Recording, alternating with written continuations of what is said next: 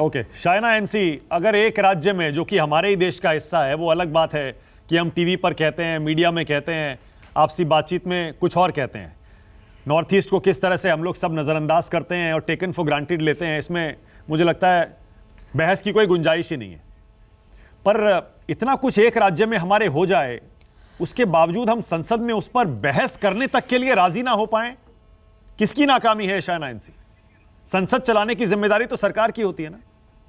गुप्ता जी, मनक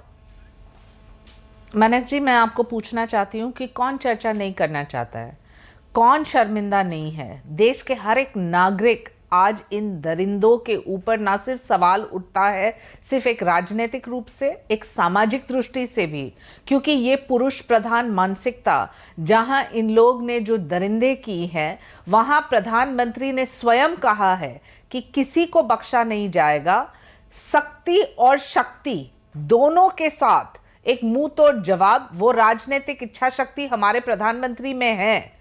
लगातार लोग मणिपुर की बात कर रहे हैं। हाँ, संवेदनशीलता के साथ शर्म होती है मणिपुर की बात करते हैं तब, लेकिन आपने वेस्ट बंगाल में कोई ये जताया नहीं जब पंचायत को लेके हमारे जो सदस्य थे उनके साथ क्या हुआ। आपने राजस्थान का जिक्र नहीं किया जहां 1,90,000 केसेस दर्ज हुए हैं। अलवर में एक महिला का जो शोषण होता है, बलात्कार होता है उनके पति के सामने, वहां कोई चर्चा नहीं हुई है। ये सिर्फ छत्तीसगढ़, राजस्थान, वेस्ट बंगाल, मणिपुर तक सीमित नहीं है। महिला महिला है, देश की सदस्य है। देश की कोई भी महिला के साथ अन्याय हो, अत्याचार हो, हम मुंह तोड़ जवाब चाहेंगे। हमारी मांग है कैपिटल पनिशमेंट। प्रधानमंत्री ने आश्वस्त किया है कि गुनहगार को ना सिर्फ ये मुंह तोड़ जवाब मिलेगा, मणिपुर के ट्राइबल सेक्टर्स, जहां ट्राइबल्स को लेके प्रधानमंत्री ने हमेशा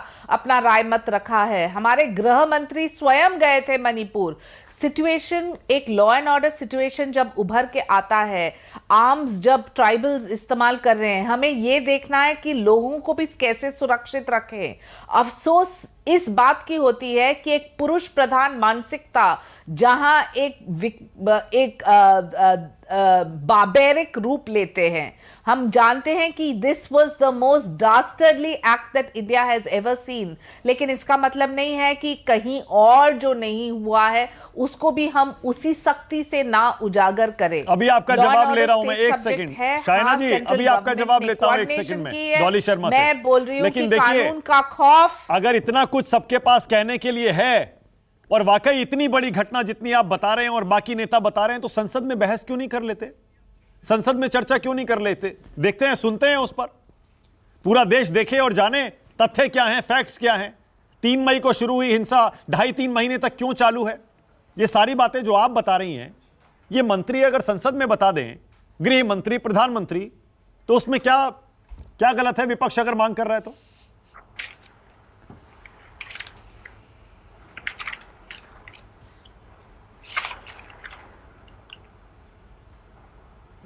शायना जी, आपको आवाज मिल रही है क्या?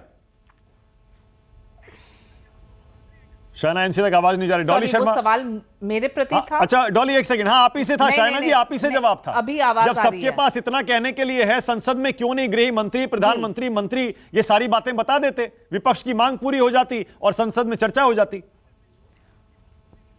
आप कृपया विपक्ष को भी बोलिए कि जिम्मेदारी के साथ पेश आए। ये एक राजनीतिक मुद्दा नहीं है।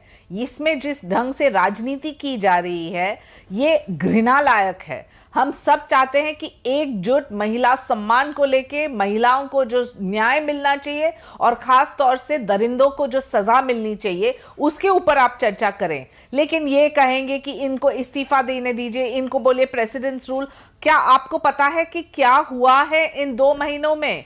क्या हुआ है? क्या कदम ली है सरकार ने? आप एक मौका तो दीजिए। सिर्फ संसद को स्थगित करना, ये आपकी जो रूपरेखा है, ये नकारात्मक है। और लोकतंत्र, प्रजातंत्र में जरूर कहूंगी कि लॉ एंड ऑर्डर को लेके हम पहले चाहते हैं नॉर्मलसी। आपने बात की, रिहैबिलिटेट कीजिए उन लोगों को। ट्राइबल्स के जो मुद्दे हैं, ये सदियों से चलते आ रहा है, उसको एक संवेदनशीलता के साथ पेश आइए।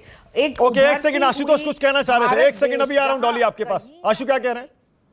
साइना से मेरा सवाल यह है कि वो बंगाल के मसले पर उन्होंने देखा लॉकेट चटर्जी किस तरीके से रो पड़ी, तो क्या लॉकेट चटर्जी ने अभी तक लोकसभा के अंदर कोई नोटिस दिया है बहस कराने के लिए?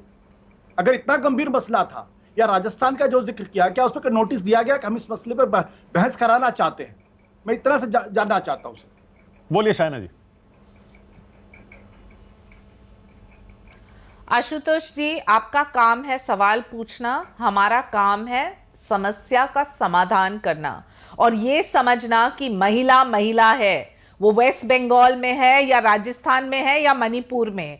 और जैसे आप महिला की अत्याचार की बात करते हैं, तो वहां के स्टेट गवर्नमेंट्स ने क्या किया, ये मुद्दा क्यों बाहर नहीं आया? और लॉकेट चैटर्जी एक संवेदनशीलता के साथ उन्होंने जो कहा, उससे हर एक महिला पूरे देश की सहमत है, सहमति है उनको। मैंने आपसे एक फैक्चुअल सवाल बात पूछा। करते हैं, मैं पूछना चाहती हूँ, आप तो एक वरिष्ठ पत्रकार है, आपने क्यों अलवर का जो केस है उसको उजागर नहीं किया? आपने क्यों चीनू के बारे में बात नहीं किया? आपने क्यों नहीं बात किया कि जयपुर के सीएम के घर के बाहर जहां किसी को सेल्फ इमोलेट करना पड़ता है, वहां आपने कोई सवाल नहीं उठाया या ये उजागर तक नहीं किया?